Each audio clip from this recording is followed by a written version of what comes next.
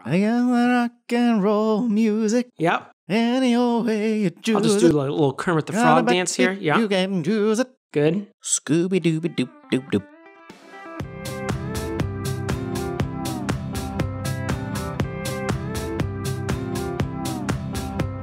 Welcome to Your Inner Child is an Idiot, the podcast where we look back on things from our childhood and see if they were any good. My name is DJ. My name's Damon. Hello.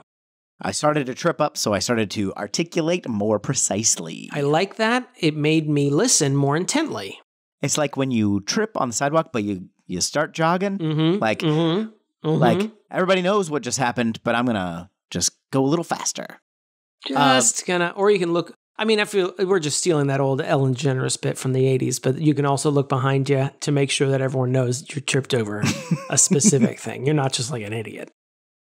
This is an episode where we're going to talk about The Rock that we just tripped over, not the film The Rock. Oh, you brought it back. You were able to rescue the bit. Mm-hmm. Uh-huh. Yeah. Our audience is probably mopping their brow now. They're like, whew, that was harrowing. But they saved it. This is a movie from 1996 starring Nicolas Cage, starring Sean Connery. Nicholas Coppola? Yes. Is that correct? Nicky Coppola, and we're Ed Harris. And more people, I assume. Sean Connery, the aggressively Scottish Sean Connery. And it was a movie that was well ahead of its time, because while Rocky Maivia was in wrestling at this time, he hadn't become quite, the upper echelon of wrestling like he became, and then of course becoming Dwayne "The Rock" Johnson, and then just Dwayne Johnson. We dropped The Rock, but don't drop The Rock. Drop The Rock. Don't drop. Anyway, sorry. I got caught up in I can go. I can just leave. I got this one, You seem Damon. to be doing banter with yourself. Here's the problem. Yeah. Lay it on me. Because this is not actually about the wrestler The Rock, it is about Alcatraz. I don't have much to say about in the intro because I do not remember much about this other than Sean Connery has long hair at one point, which is ridiculous. Yeah. It's absurd that it's absurd that they try and trick me into thinking he has any hair most of the time. Like, come on. Just give him the bucket hat from Indiana Jones 3. Stop trying to trick me. Medicine Man, I remember them they put that lace front on Sean Connery. I'm like, you aren't, not today, Satan. I know what's going on here. Actually, as a kid, it really threw me off. I was like, so is he bald or is he not bald? Because it was a 50-50 shot with Sean Connery in that era. And we gotta right up front talk about his willingness to beat women, and to gloat about it. How cool he thinks that is. And I gotta say, I don't think that's cool at all. So I'm gonna just go ahead and take a stand on this right now. DJ, has anyone told you you're brave today? Because you are. You're one of the greatest heroes. No, I don't think so, but yes. No. Oh, he's dead. Don't forget he's dead. Yeah, Sean Connery is dead. I forgot he died. 2020. Yeah. Well, we lost a lot of people. It's hard to keep track. Oh, feels good to laugh, says Damon. You laughed a little too hard. How many people we lost? Yes, I have seen this movie. This was good. In our the weird thing about the 90s is we were very paranoid about terrorists, but not as paranoid as we should have been in retrospect. Somehow we were under. We were underprepared but over paranoid about terrorism, and we were very concerned that terrorists might take over tourist attractions, apparently, is the basis of this movie. Because Alcatraz, even at this time, is not a working prison. It's a tourist site you can go see. And, Mom will be like, we're going to Alcatraz today. And I'm like, Mom, we can go to Girardelli's first if you're good. Okay, great. It's the other side of town. Is it? I don't know. I have no idea. No one knows, actually. It's so hilly. But we'll go down Lombard Street, and then we'll hit Girardelli's, and then we'll go to The Rock. Then for dinner, we're going to the Stinkin' Rose, so wear something nice. Is that, I don't know that one. It's an Italian restaurant I went to in San Francisco. We'll go to PPQ's Dungeness Crab Island. We're going to walk the Golden Gate Bridge. We're going to stop a suicide. I have it all arranged.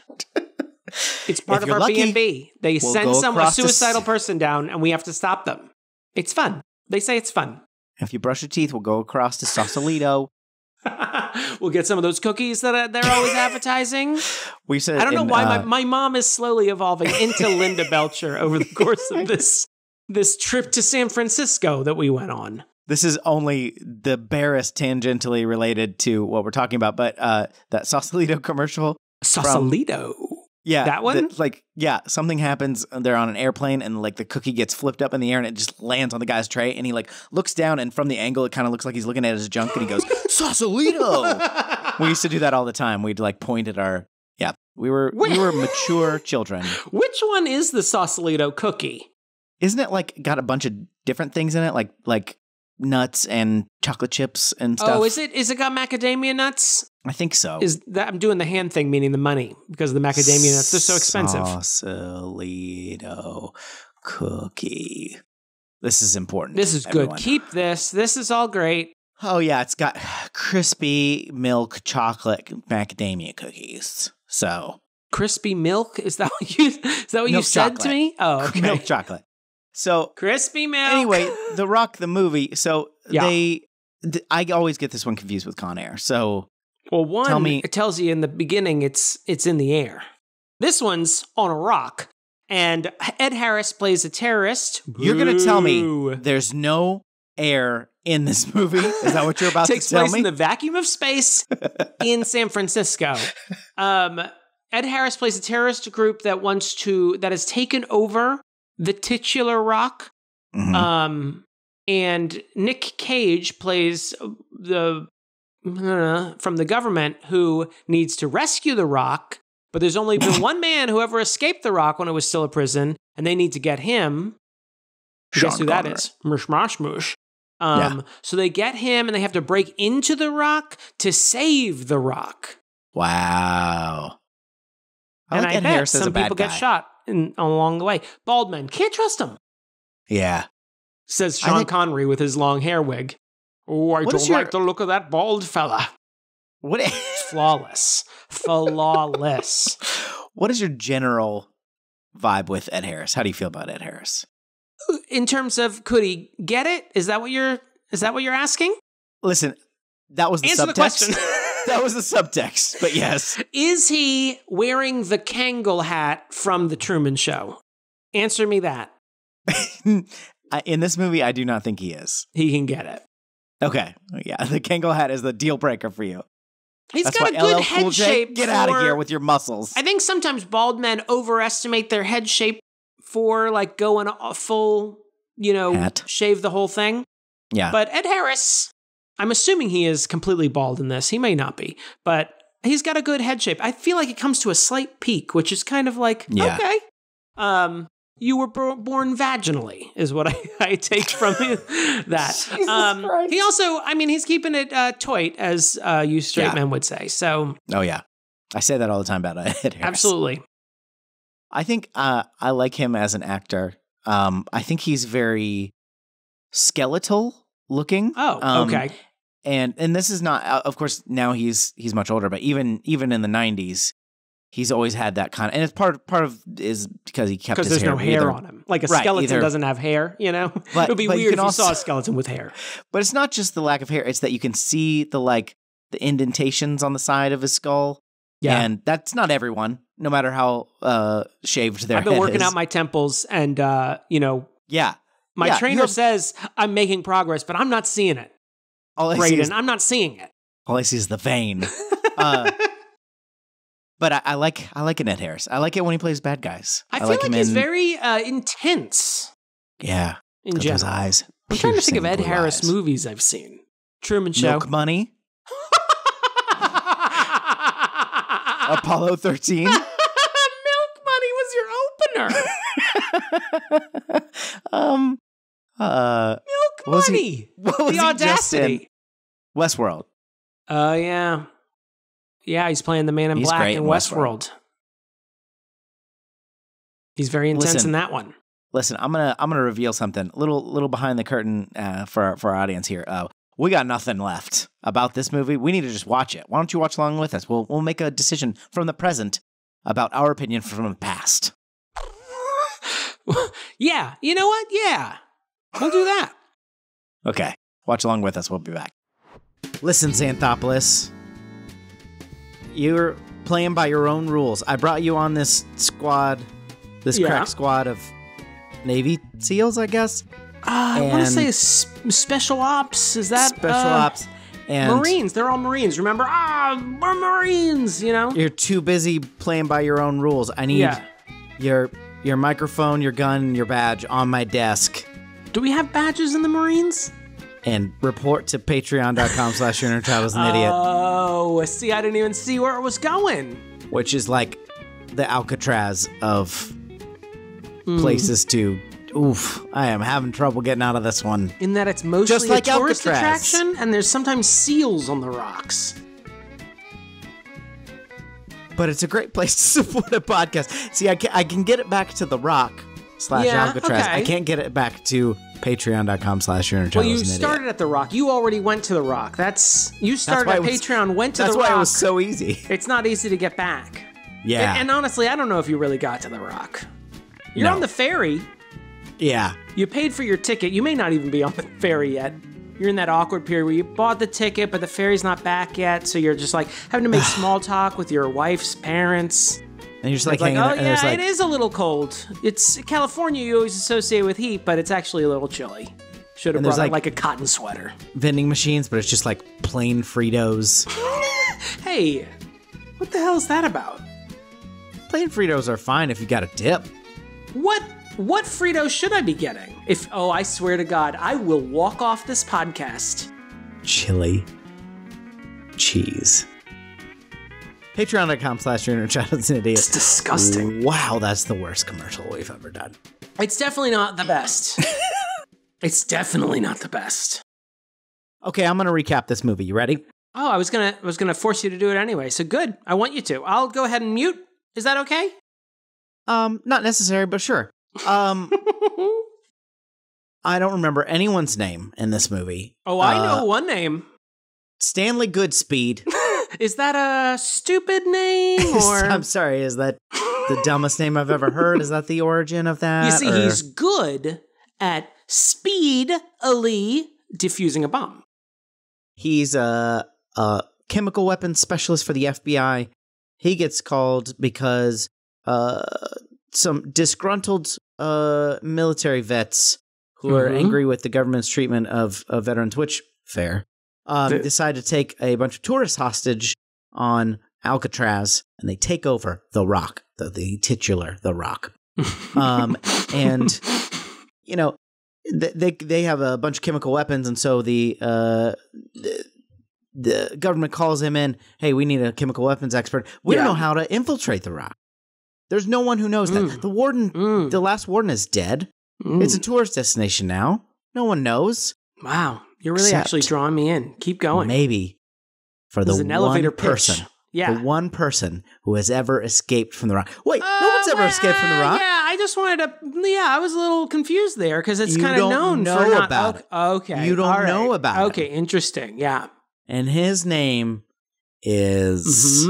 Yes, I know his name. Sean Connery. Yes, that was actually his name. Sean Connery has. Once he got to a certain level of stardom, he was like, all my characters. Mason? The Tony Danza rule. All my characters will be known as Sean Connery going forward. Thank you. Mason? What is it? Taylor Mason? John Mason. So they Scottish people are not a protected class, so we can do funny accents. I'll be doing Sean Connery, although I don't know any other people in the world who have his accent. It is not a Scottish accent. It is a Sean Connery accent. So go fuck yourself.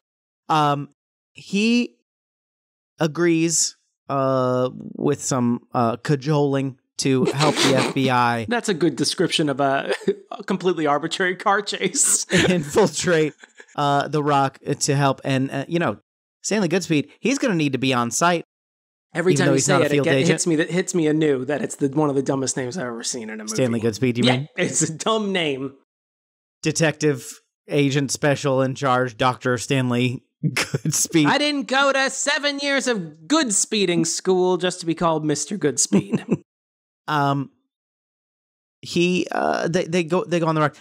Everybody else on the team is murdered by these bad military guys. The good military guys are murdered by the bad military guys, and only Goodspeed and Mason are left. And yet they prevail somehow, mostly because the bad guys murder each other, and there's only bad guys left, and the good bad guys are dead.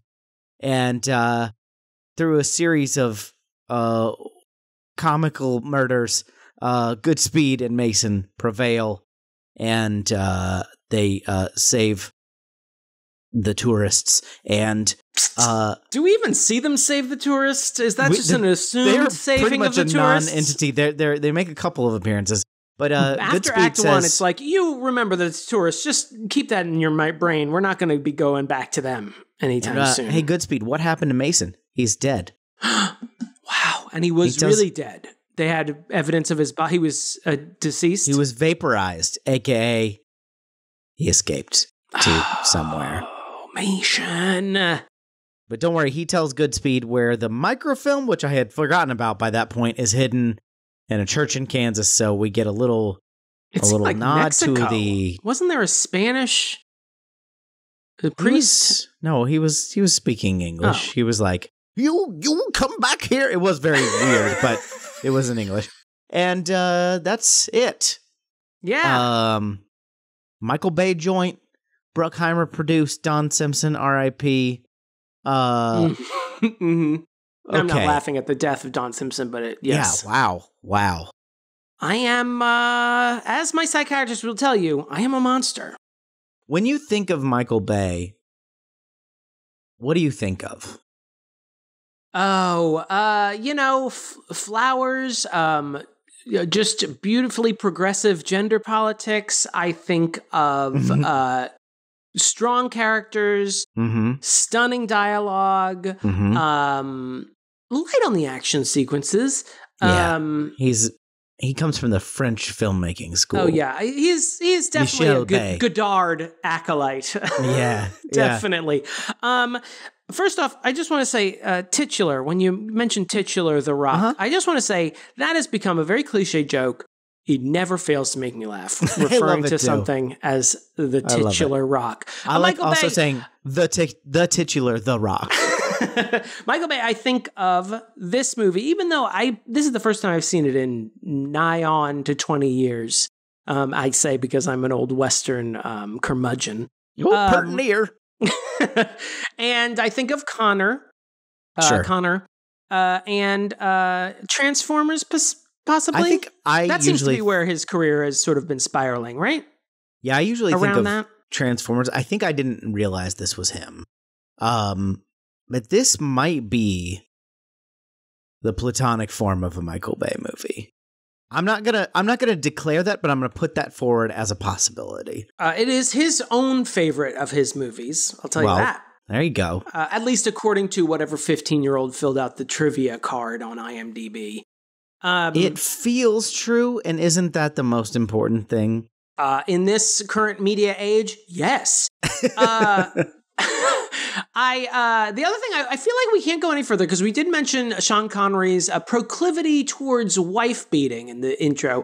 While I don't think Michael Bay has ever been accused of anything so egregious, it should be noted that many of his female stars have accused him of just general douchebaggery, which I feel like is not surprising, but should be stated nonetheless. Megan Fox, probably the most prominent among them, who has said she had a terrible time dealing with him being just a lech on the Transformers set.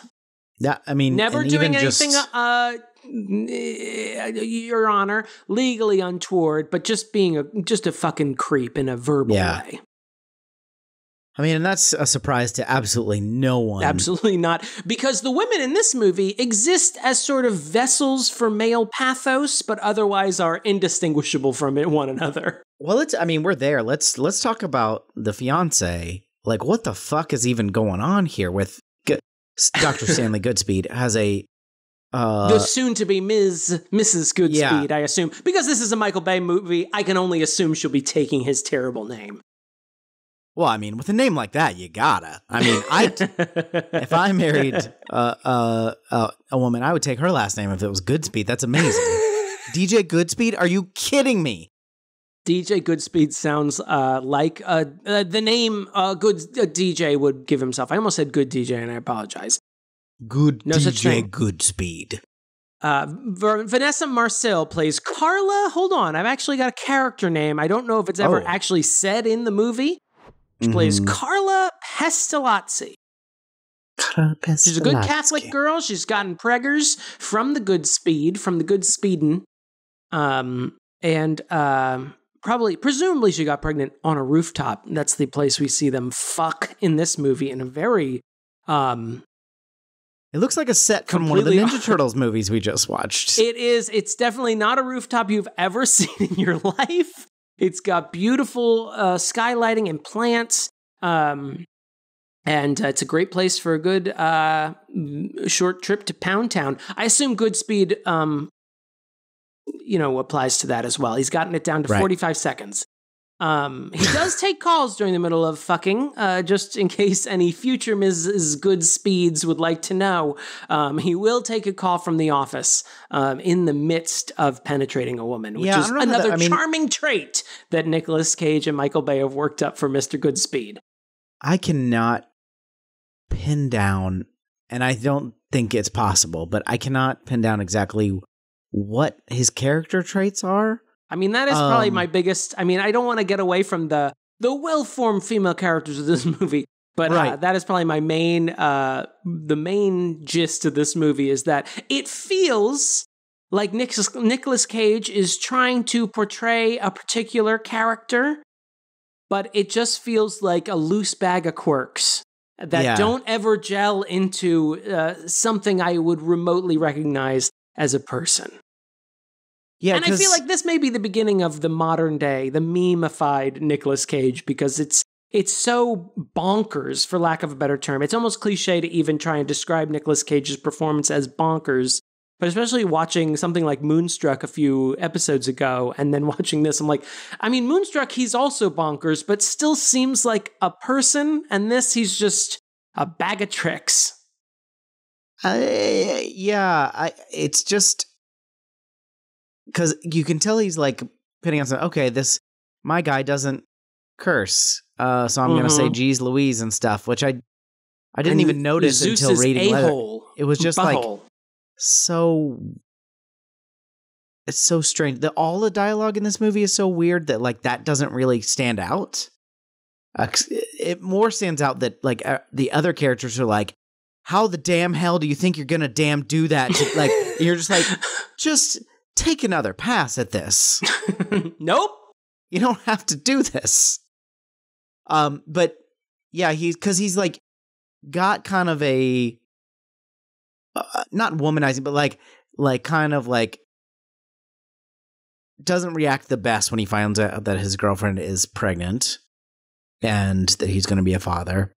Yeah, but he does like. While she walks in and says, I had a tough day, and he's like, let me talk about my day first, which was another great intro to a male character as he talks over his girlfriend trying to express how her day went. He's naked and playing guitar. And then she tells him he's pregnant. Babe. Now, DJ. Yeah. Yeah. You may not be an expert, but you're closer to an expert on the subject than I would be. Oh yeah? What pregnancy test is just a glass vial with blue liquid in it? Is that a brand that's available for purchase on pharmacy shelves? I mean, at first I was like, I wouldn't know. The people I'm doing things with don't have uteruses that I know of. So why? I also like that. Presumably, why is it in this little glass vial? I know that it's a movie. They probably just wanted her to have something to show, but it's also like, she even said, like, I took a pregnancy test. Mm-hmm. It turned out positive. So I went to the doctor to confirm it. All good steps. That is, she probably had a suspicion, a feeling. Maybe she was feeling a little queasy. Maybe she missed her period, all that kind of stuff. Took it over the counter in a blue vial, I guess. Kept that test. Kept the blue vial of presumably her pee mixed with some chemicals. Just sloshing around in the purse. Just in your pocket. That little clutch. Fifth pocket if you're wearing some Levi's. Yeah. And then went to the doctor, all good. The doctor's like, yep, you're pregnant. Then she came back, showed the vial. It's like, well, her testimony will not be enough for Mr. Goodspeed. Yeah. We're going to need to see a vial of liquid you've miturated in. Now what is her, like, because she does come back in the movie, because she asks him to marry her, and he says yes eventually, kind of weirdly. Eventually, like at least like 3 or 4 scenes later, he eventually is like, yeah, man. Actually, I believe during the rooftop fuck, they sort of sorted out in a very unromantic fashion. Yeah, they're bumping uglies on the roof, and then he gets the call from the FBI, which he does work for the FBI, so sure, and it does turn out to be a pretty important. But he also thinks it's a drill. Like he says, true. I got to take this call while I'm inside you, but I also think it's just a work drill, and it's not that important. Why don't you come with me to San Francisco? Well, it's like, I'm sure it's important to answer the phone when the FBI calls, but like. How much longer could it possibly be? The bathroom knows that bathrooms exist. You might be on the toilet. Yeah. So anyway, he answers the phone, finds out he's got to go to San Francisco, and so he's like, "Why don't you just come with me?" Because he still thinks it's a drill. Yeah. Yeah. And then she's really excited because he's agreed to marry her, and she can go on this trip. She's like, "Okay." Mm-hmm. And then later we find out she's mad because he finds out what's going on exactly when he does get to San Francisco, and he's like, don't come. And she's like, no, I'm coming, hangs up. But then it's a while later when she gets there, and he's on the Rock because he finds out he has to go to the Rock, the titular The Rock. Mm-hmm. And the eponymous Rock. She then plays the role of, I just don't understand what we're doing with her, because I believe that would be a statement the director would also have been saying. Yeah. She sort of plays really the role of like the women in Armageddon, like Arwen in Armageddon, where she just is supposed to stand in the NASA control room and sort of hope that the guys in her life are okay. Yeah. Is that also Michael Bay? Armageddon? I believe it is. Is it really? I think so. I mean, he has a story style.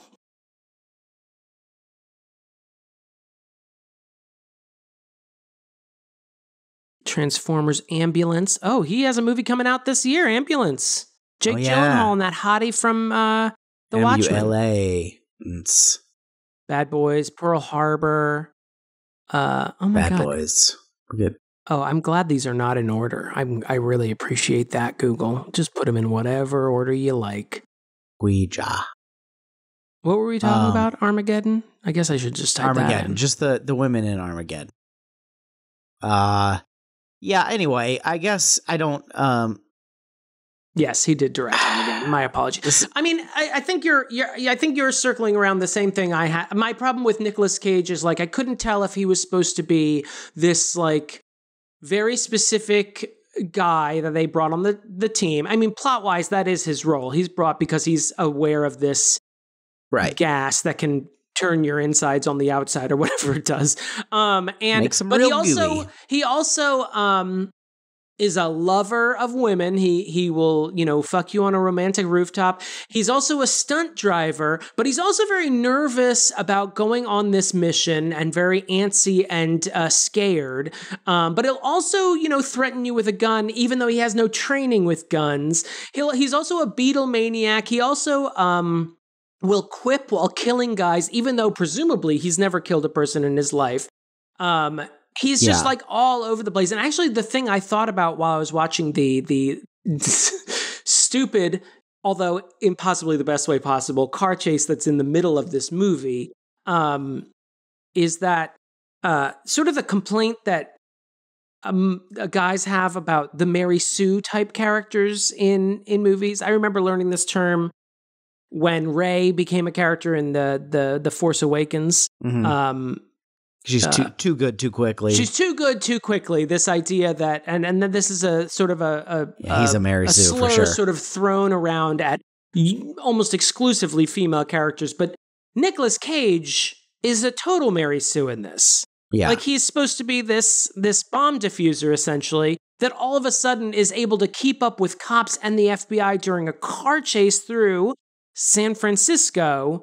Finally. And finally, able we to, get a car chase in San Francisco. Finally, this city's been begging for it.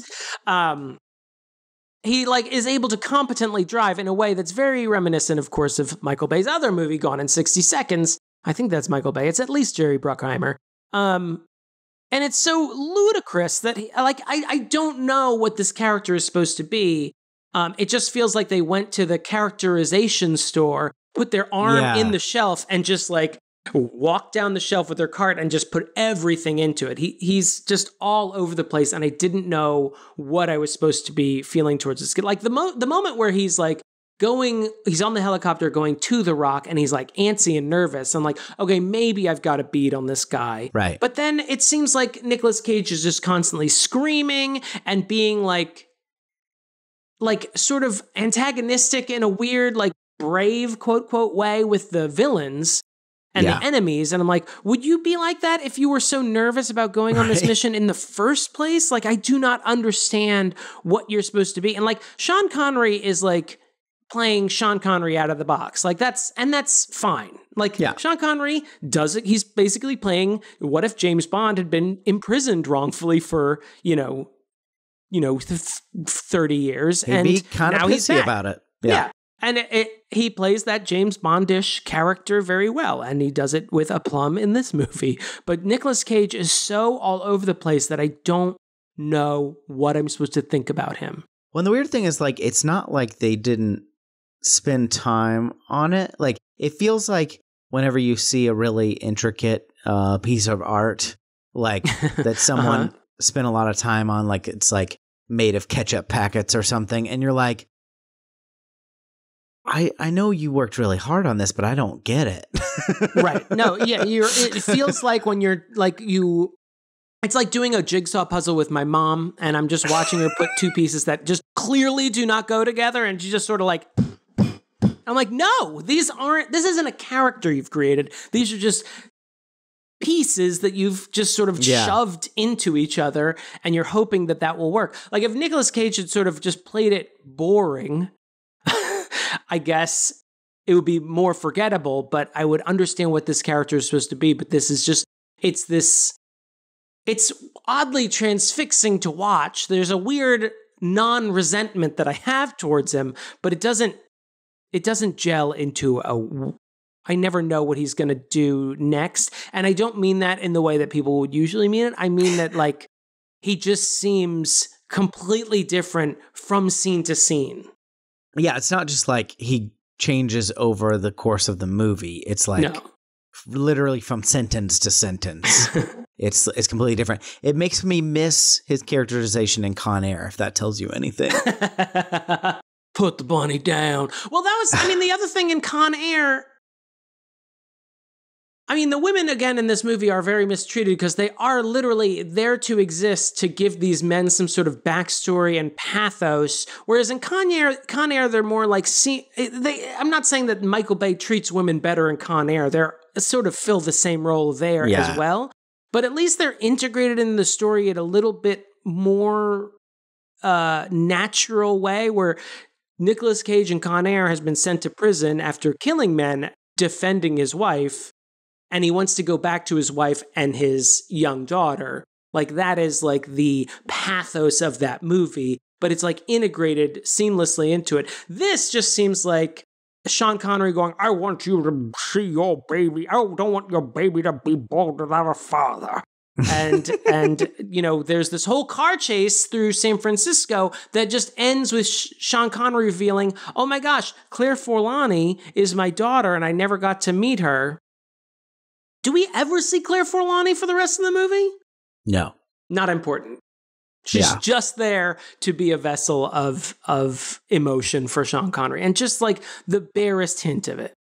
Claire Forlani, by the way, I did consider one of those that guys in this movie, which is a movie rife with that guy. She is one of the few female that guys in this movie. Let's get to it. I want to get to that. both recognize that this is a extremely recognizable character actor filled movie. It is pushing the legal limits of the amount of that guys you can have in a movie. That guy, the movie, as you named it. By my count, here's what I've got listed. I'll just list them off. Willie Garson, probably best known for Sex and the City. He's briefly out of focus in a scene. Philip Baker Hall, Lieutenant Bookman, the library detective from Seinfeld, and in many other, I believe also The Truman Show with Ed Harris as well. John Spencer, who is Leo Garrity from The West Wing, who is the guy in the terrible tuxedo at the beginning. Yeah. David Morse, who's the baby-faced bad guy, sort of Ed Harris's right-hand man. The guy from The Green Mile and... Oh, yeah. Uh-huh. What else was he in? The Hurt Locker, Contact. Oh, yeah, he's great. Oh, yeah. He's great. Michael Biehn, probably best known for Terminator, but he was also in Aliens. Never makes out of a movie alive, that Michael Biehn. He's a proto-Sean Bean. He's not... If you have Michael Biehn in a movie... He's not going to make it to Act 3. Michael, I don't know that guy. Let's see. He is sent by John Connor to alert Sarah Connor about the Terminator. Oh, yeah. He's the sort of 6 out of 10 guy that is sent.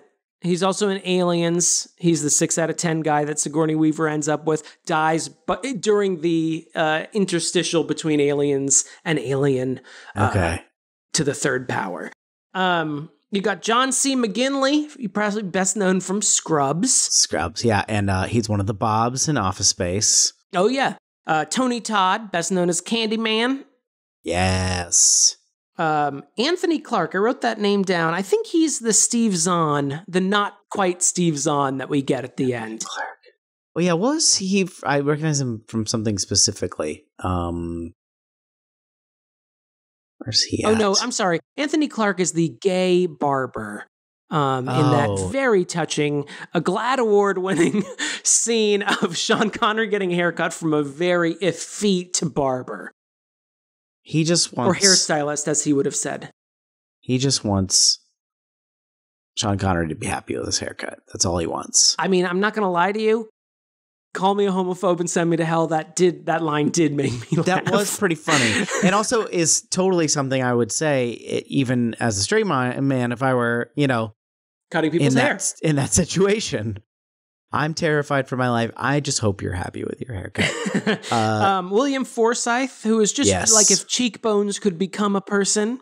Dick Tracy. He was in Dick Tracy. He's a very Dick Tracy. Flat top. Is it? Oh, yes. Yeah. Oh, that is. Oh, my God.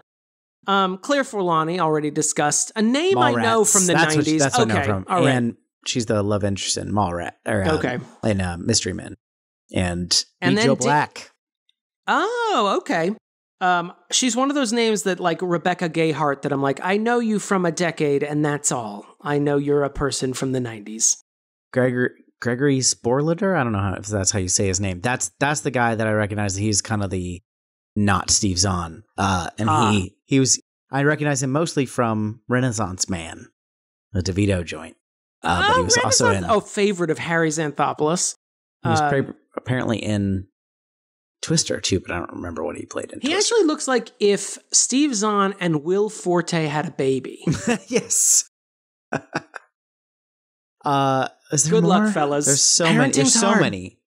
My last one was Danny Nucci, who's probably best known for me for being the Italian Fabrizio in Titanic, who screams out "Bastardo" at someone, which I really appreciated.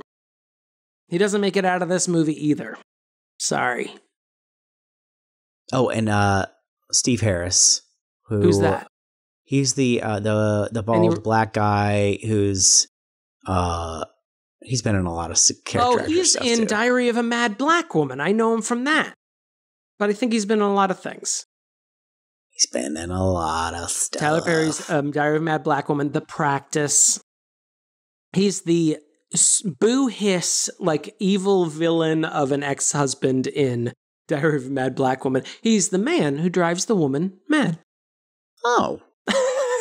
Okay. good for him. So anyway, I'm sure we didn't get exactly everyone, but that's what we're talking about. That's the volume of character actors in this. And you don't know any of those names, but if you Google those names and you're around our age, you will recognize each and every one of those people.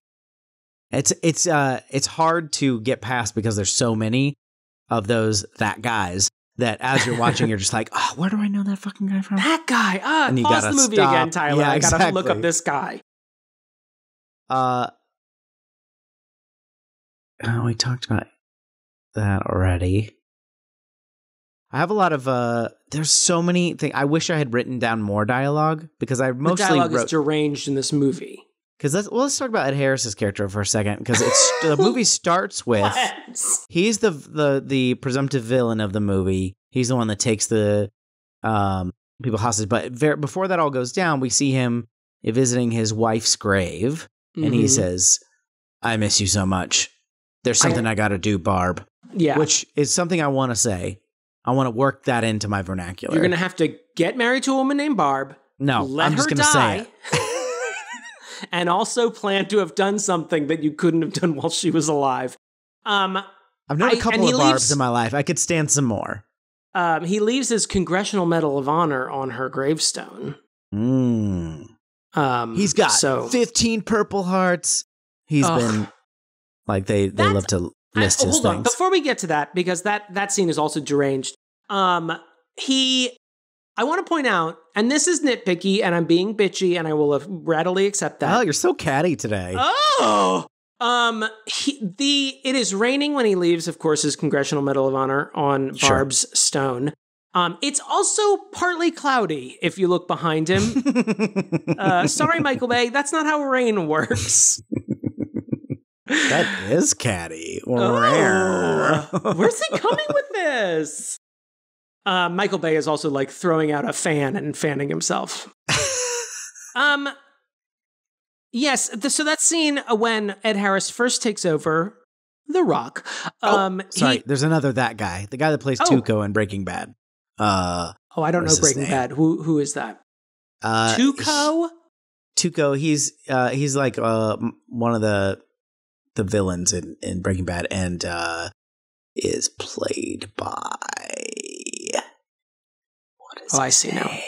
People are like Raymond Cruz. He's just one of the soldiers, one of the bad guy soldiers. Is he one of the good ones or one of the bad ones? He's on the bad guy team. He's on the bad team. I think I recognized him as the cute soldier, bad soldier, and he doesn't make it very long. No, he doesn't. The pretty boys in these type of movies don't last very long. I've noticed in my many years watching these terrible action movies. You had the pretty face. Sorry, you were talking about Ed Harris. Sorry. So when he first takes over The Rock, there's such a stupid scene of him basically doing a Zoom real quick with most of the cabinet. And the Joint Chiefs of Staff. And Tyler kept asking, where is the camera he's looking into? Because when we would see him just in Alcatraz, he would just be on the phone. But then when we would be in the war room or whatever, he would be looking directly into a camera. And we're like, where is this camera located, Ed? That's also catty. But there's this scene where, like, the president's chief of staff is like, hey, what's the deal here? And he's like, who are you? Name and rank. And he's like, my name's David Poindexter, and I'm the chief of staff. And he's like, fuck you, or whatever. And I'm like, okay, there's no reason to be just attacking people just because there was a weird vibe of, like, if you're not in the military, you can't talk to anyone in the military, which I thought would be, like, something that the movie was, like, kind of showing what an asshole Ed Harris was. But then I realized, oh no, the movie's kind of on Ed Harris's side, so okay, fuck off, movie. There can't be any civilian oversight for the military, I guess. Fuck off. But there's a guy, the chief of staff, after the phone call or before it, who cares, is talking to one of the Marine commandant or general or whatever, and he's like, yeah, he's got 6 1,500 Purple Hearts. He's got 1,200 Medals of Honor. He's been commended by 17 presidents. And he's like, well, yeah, he's also like we can add kidnapping and extortion to his rap sheet now too. And the guy's like, he's a fucking hero. And I'm like, no, what the guy just said is correct. He has now imprisoned like 50 civilians in a tourist destination and is threatening to murder a city. So I think we can maybe speak ill of him. I think this is one of the few times when we don't need the nuance of, a man's whole career. We can finally say, hey, I'm starting to think that guy's a fucking asshole. He's a bit of a D-bag, I think. So Osama bin Laden, he's a terrorist. Yeah, well, he's also from a prominent Arab construction family. So, how about you show some fucking respect? Oh, he was trained by the Russian army, so I don't know if you want to denigrate that. In a way, he's a soldier, so you want to make fun of the troops? Is that what you're saying? You're saying you don't support their troops. You don't support our or their troops, and you're anti-Osama bin Laden, a human monster. Is that what you're saying? Anyway, so Ed Harris's character is kind of complex in a Michael Bay movie sort of way. Because he starts this whole thing. But yes. Yeah, this is his whole plan. He's going to take the Rock hostage, and he's threatening to shoot chemical weapons. But we learn later that he actually has no intention of actually doing this. He's trying to get... By learning later, we only learn it in Act 3. Like, it's kind of the twist to the movie. Right. That he when they launch they've kind of been their bluff has been called, so he launches missile, but he puts in the wrong coordinates on purpose, so it goes into the ocean and presumably kills a lot of marine life, right? I mean, these are still chemical weapons. Yeah, and I can't imagine that gas being in the water is good, right? Because water evaporates and then that gas goes into the air, which was what we were so fucking worried about, right? Am I wrong here, Michael? So Ed Harris, he sends the incorrect coordinates on purpose, kills all the blue whales in existence. But who was using them? The rest of the bad men are like, WTF, bro? Like, what's going on? Okay, so it kind of revealed, and we do get a hint of that early because in the initial infiltration of the Rock, they make a point to tell us that those are darts. That, hey, those darts are going to wear off any minute, but they've shot a lot of guards as they get in. Oh, when they're actually stealing the gas in the beginning? Yeah. Mm-hmm. And so we're given a little bit of a hint that this is a non-lethal operation. A non-leth, as they call it in the military. Yes, non-leth. And then it only turns lethal when a rock on the Rock drops from, so the good military boys come in, and they're pointing, or like they're caught by the bad military boys. Bad boys. Yeah. What you gonna do? And also directed by Michael Bay, but go on. Yes. Yeah. And there's kind of a standoff, and he's like, stand down. No, I will not give that order. I said stand down. And so there's this kind of really tense situation. They're all pointing guns at each other. And then it's on the perch. One of the bad boys accidentally knocks a rock down, which sounds like gunfire. And so the good boys start firing at the bad boys. And then the bad boys kill all of the good boys, except for our heroes. Who were still in the sewer, They're in the sewers. And so that's when it becomes lethal. And he's obviously very disappointed by this, Ed Harris. Yeah. But, the other guys seem like pretty cash about it. They're like, we knew this might happen. Yeah. And then, but that's before the rocket launches. So it's kind of weird to me that they didn't know. It wasn't clear that he was trying to do this not without killing anybody, but whatever. He also said there was money. So there's $1 million for everyone. And then it turns out later there's not $1 million. There's no money. Well, the president, they can't get the money from the government. And so when in Act 3, when they're right about to launch the missile, when the time's running out, the arbitrary time that Ed Harris set, the government's asking for more time because they're trying to do this transaction. They're actually trying to comply, presumably. I don't know. It's not clear. Probably not, because they are going to bomb the island and they've got like a team. They had it. Yeah. Well, Ed Harris is sort of torn because he doesn't want to do it. We don't realize that until later, but he's like, he has to stand his ground or else, he'll look like he flinched. Yeah. Can't have that. You don't get a Purple Heart. No, I know, but I can't even remember what I'm trying to say. Yeah, and his team is very surprised when he like changes the direction of the missile. But the movie, Tony Todd, Candyman, makes a great point at one point where he's like, I stopped being a mercenary I stopped being a soldier when you hired me to like threaten a city with like sarin gas. I am now a mercenary, and the whole point of being a mercenary is that you pay me. Right. So I don't take over tourist attractions just for the sheer thrill of it. For honor. And it's so me and Tyler had lost our patience at this point with the movie because we were like, it was very much obvious how this would backfire, and Ed Harris seems so like confounded that these people who seem to be going along with a plan to become traitors to the United States and threaten civilian lives turned out to be really unethical fellas. Like, they seem to be in it for the money. Huh?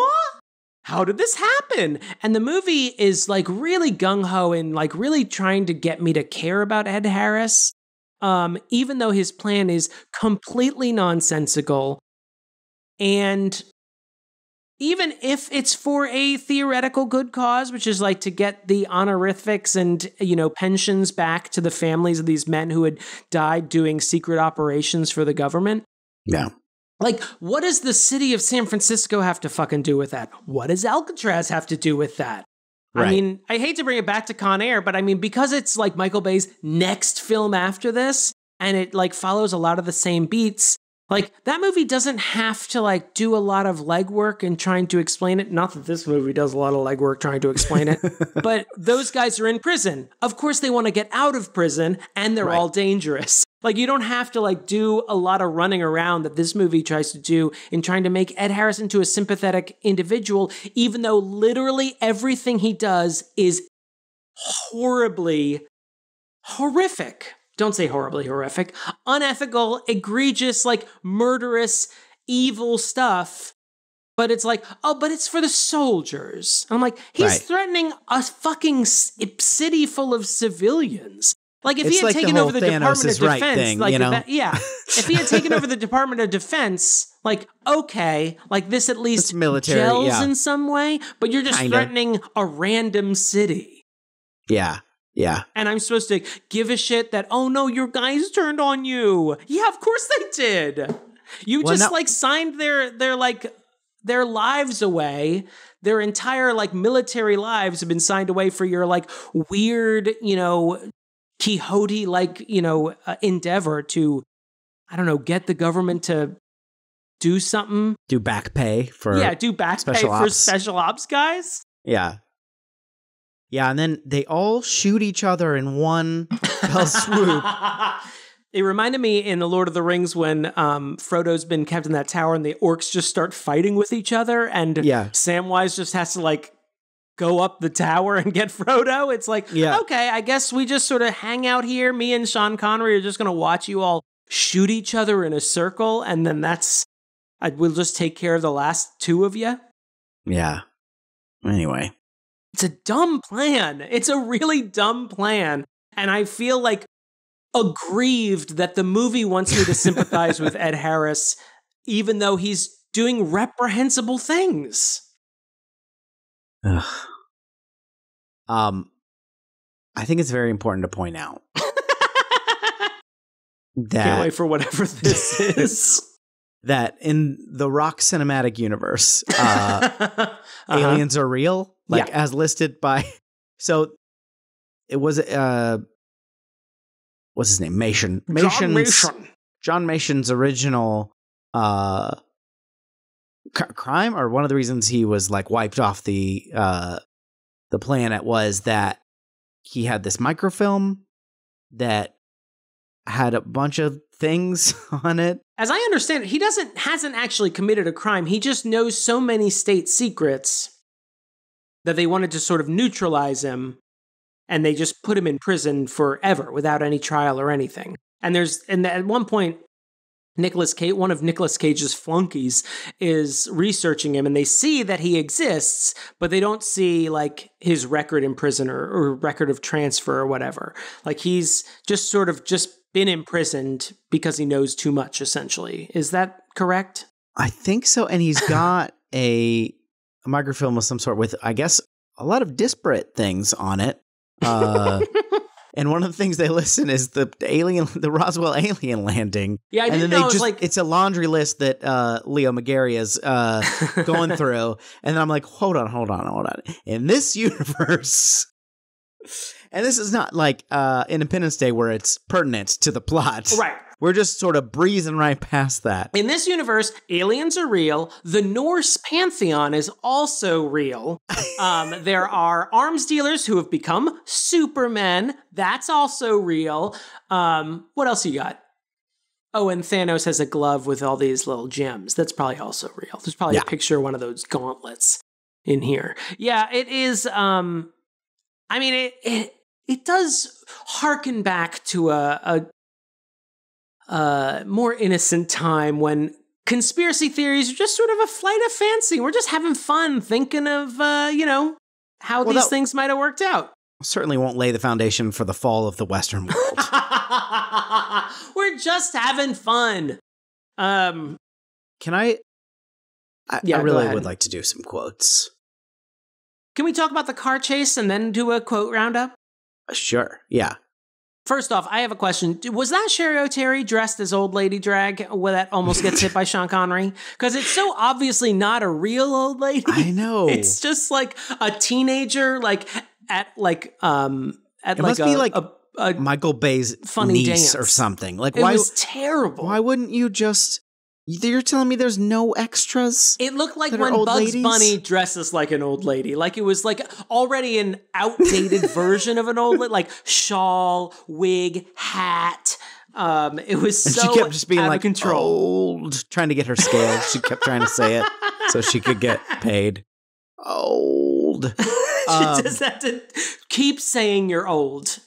This car chase is like.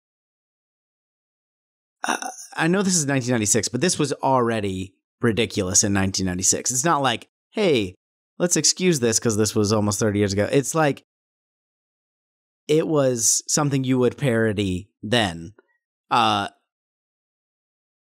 the very word go, because it's got the old lady. It's got the San Francisco hills. It's got the unnecessary and unexplainable explosions. It's got a cable car or what's the... what are those things in San Francisco called? The trolley. A trolley doing things that no physics would allow trolleys to do. Yeah.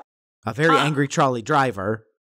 This is a very stupid car chase. Yes. Please let the record show that I believe that. I really enjoyed this car chase. It was very dumb, but I don't know if I've ever seen a car chase that makes me think. You know what I mean? Yeah, sure. It's absolutely pointless to the plot. It felt like if they didn't include it, the movie would have been 69 minutes long and wouldn't be legally considered a feature film. Like they had to get something in there. It's the premise of the plot, the car chase is that as Sean Connery, as a more likable Hannibal Lecter, has decided to work with the FBI to help them free the Rock, he escapes from his sweet hotel pad they've been keeping him in and steals a man's Humvee and starts careening around the streets of San Francisco, baby. And the entire FBI chases after him. Nicolas Cage, previously nebbishy bomb diffuser, now stunt driver, steals a man's Corvette and, starts chasing after him. It's such a choppy it's choppy to the point of feeling like it's parodying choppy car chase scenes. Yes. There's shots that are just zoom-ins on, like, hand cam zoom-ins on Sean Connery's face, and I'm supposed to believe that my brain is supposed to trick me into thinking he's careening around San Francisco. It works 75% of the time, but watching it a second time, I'm like, you're just tricking me into thinking he's doing anything. You're just zooming into his forehead. I will say this about Michael Bay's car chases. Every time it cuts him, he just goes, he's just trying to make an S sound, and it just sounds like an SH sound. I hope you have insurance. An actual line from this movie. Michael Bay does a good job of breaking up the monotony of car chases with weird comical moments where you watch a trolley fall on its side and careen down a hill, and then the trolley driver being upset that this has happened, not, concerned for his own life, but just mad at the situation. You get to watch a presumably Berkeley student tell Nicolas Cage that, oh man, you really fucked up your vet, and then Nicolas Cage steal his electric bike. There's weird moments like that are peppered in that like break up monotony for me, which monotony being the car chase, which I found, as good as any other car chase. Yeah. But I think he does a good job of like making it oddly thrilling, even though my brain is like, stop beating so fast, Hart. This is the dumbest scene we've ever seen. And it's 45 minutes into the movie. No one of import is going to die or get injured, or this will have no bearing on the plot. This is just a scene. And it ends with him just like, oh, I just wanted to see my daughter.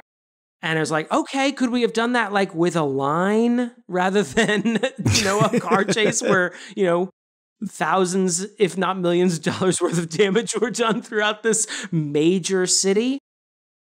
But I mean, I was concerned for the safety of the trolley.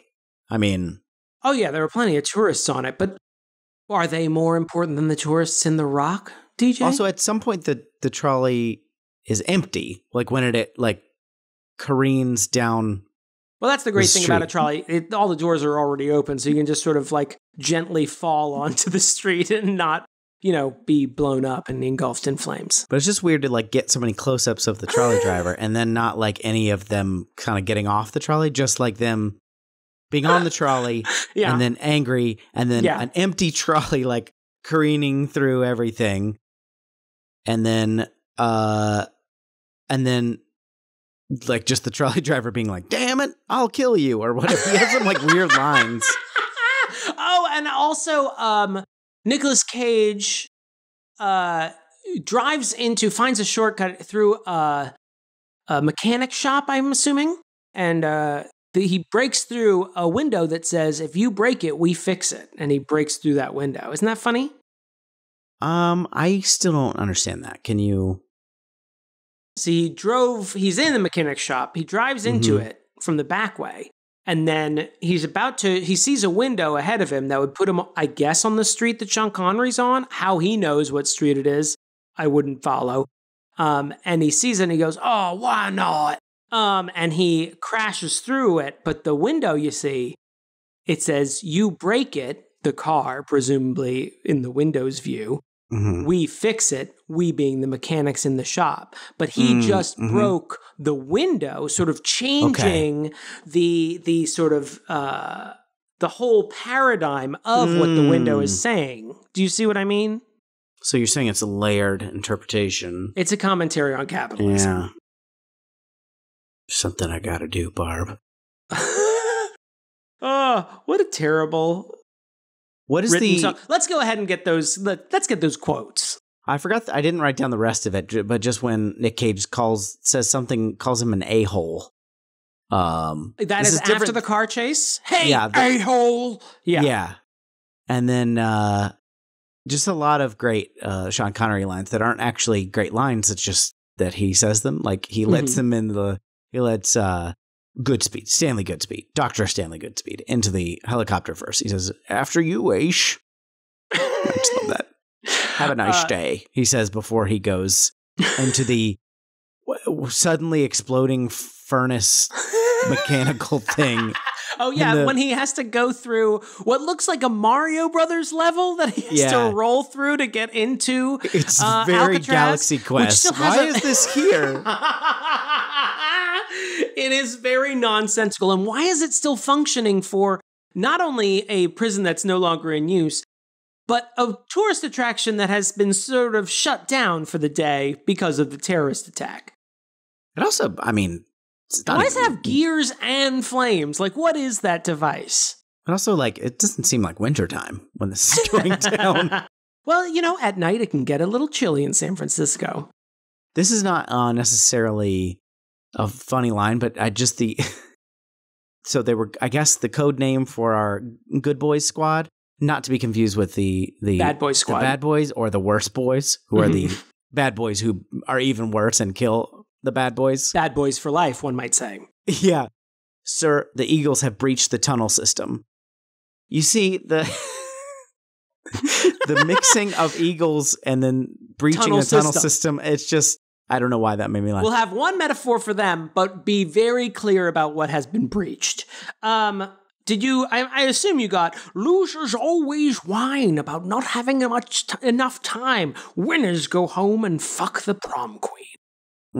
I like a line like that because it tells me, hey, Damon, this movie's not for you. No one was considering your experience when making the film. I did like when Goodspeed says, he has all the guns now, sir. So he took the gun from him. There is a really overwrought scene near the end when Candyman is fighting with Nicolas Cage. Nicolas Cage has defused one of the missiles. He's pulled all the string of green gaseous pearls and has removed the microchip, but the rocket beads, is still there. And the camera really wants us to sort of notice that the rocket is pointed directly at Tony Todd. And Nicolas Cage says... delightful bon mot. He says, hey, do you like Rocket Man? And Tony Todd says, I like hard shit, or whatever the fuck he says. Something no human being would say in that situation. Even me, who likes Rocket Man, would go, what? What are you saying? I'm sorry? You mean the Elton John song? Why are you talking about this now? Then you, the audience member, has already decided what's about to happen because the camera work has like pretty much underscored it. We've mentioned Rocket Man. He keeps looking at the fire button. Right. He keeps looking at it, flicking his fingers around, and he's like, "'Cause it's you. You're the Rocket Man." And then he fires the rocket into Tony Todd, who gets shot into San Francisco Bay. I like that Michael Bay. But then he says, how do you like how that shit works? What? All right, just to make it, every time a line is said in that scene, it just gets dumber and dumber. And it didn't start out really smart. It was just like, hey, here's a song that mentions rockets. And it's like, okay. Now, I just want to be clear. I'm going to be firing the rocket at you. Okay. I mean, yeah, maybe some people in the audience needed that further explanation. Right. And then just in case you weren't sure, I killed you and I want to continue to, humiliate your dead body that's, half a mile away at this point. It's a really just great scene that shows me that I'm one of the smarter people in the room because this joke is stupid. I feel respected as an audience member. Mm-hmm. That's what I like. I haven't got my glasses. I just got to say that one. Maybe I'm losing my sex appeal. When Sean Connery's talking about being gang raped in a prison shower. I'm reminded that John Hodgman was once on some sort of, I think he was on a game show or something, and he thought that the questions were a little too easy, and he was talking to the producer, and he's like, all these questions are really easy, and the producer was like, yeah, people like to figure it out. They don't want to be stumped. And that's what I like about a lot of the dialogue in this movie, is that it's just really just making it absolutely clear that even the lowest common denominator will feel like a smarty pants going into this. I drive a Volvo, a beige one. Okay. Yeah, further like telling us, hey, this guy's real boring. I'm like, I just watched him drive a yellow Corvette through the streets of San Francisco. I don't think that really works anymore. That's all I've got other than, so Alcatraz is the Addams Family house, because they have a whole minecart thing Yeah, there was a battle with mine carts. It was very Indiana Jones. Maybe there's mine carts in Alcatraz. I don't know. I mean, I guess it's an old prison. There might be a need to transport something via minecart before the pneumatic tube was invented. Sure. Yeah, it was very Indiana Jones. Also, this movie like gives you the false impression that rolling through. He doesn't roll through flames, but he rolls beside flames, and that still seems terrible. Seems very hot. It's very hot. It also, in that minecart scene, it shows them like crashing through wood. And I'm like, that hurts. Have you ever hit like wood with your body, of any part of your body? Have you ever stubbed your toe or something? Like, oh, just put your head down and use the top of your head where your brain lives to hit the wood to break it. It's very pointy up there. Sometimes. If you were born vaginally, sometimes there's a little peak to your head. Before the fontanelle grows over. Oh, yeah, before it closes up. One last thing, and I think I like a title card that tells you exactly what movie you're in, and The Rock is engulfed in flames when the title card comes up. Yeah. It's not just like Times New Roman, The Rock. No. It's literally on fire, which I appreciate. Not to mention, we got a very Pulp Fiction-y, like, stab your heart with this, the sarin gas or whatever the MacGuffin gas causes you to break out in horrible pimples and then kills you. But it can be stopped if you stab your heart with this... or slightly below your heart if you're Nicolas Cage. Which I feel like is not something you can trust yourself to do. It feels like you'd have to get a third party involved. But it's in there, and it's only 2 years after Pulp Fiction, so you can only imagine that Michael Bay's like, yeah, put that in there too. Yeah, that's pretty cool. Want to go to the verdict? Yeah. Let's do it. DJ! Damon. Oh, what do you think of the film, The Rock? I don't know. If this is the... we've had plenty of lead-up time for you to make a decision about this film. I don't know if this is the worst movie or the best movie, because don't get me wrong, this is very, very bad, but also I had a very good time watching it because it is so stupid. Yeah. It's not good. Your Inner Child is an idiot. I can't in good conscience say this is a good movie, but I also... You can't sanction this buffoonery? I cannot sanction this buffoonery, but it is... I want cross stitches of all the dialogue surrounding in my home. I want to buy them on Etsy, and I want this entire room covered in them because the dialogue is absurd. It's complete lunacy, the whole movie. Nicolas Cage's performance is unhinged. Sean Connery is fine, but he has a lot of great lines, mostly due to his accent. Moosh. Have a nice day.